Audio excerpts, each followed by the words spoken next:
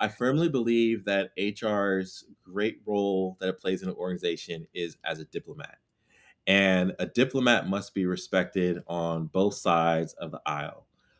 So whether that is employer, management, C-suite, etc., you have to be respected and likable there. And your frontline workers, you have to be respectable and like there, because there will be days where you need to advocate for both sides. And then there will be times where employees have concerns and valid concerns that they need management to know. And employees need to know that they can come to you, and trust that you will be their advocate.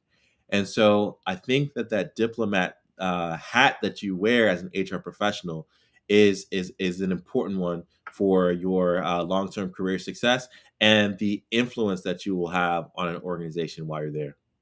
And that makes me think about the many times over my life and friends' lives that you always hear the terms, don't tell HR they're not going to do anything. HR works for the management. HR works for the company. They're not going to do anything for you. It's going to fall on ears that aren't going to help. So I guess what are those tips for these HR leaders to show that trust like you're saying, because I feel like a lot of employees really don't trust that. They just think, "Oh, they're going to always take the side of the company," right? Yeah. Yeah, I mean, there's no one magic pill that will do it other than to get the book, of course. But what I would share is that it's a multi-pronged approach, and I do talk about this in the book. But you want to be seen as credible, so you've got to understand the business that you're in.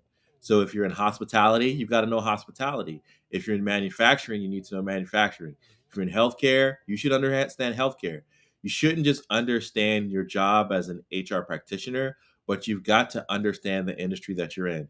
And that's no different of an ask that you'd have of the marketing director that you would recruit and hire into the organization.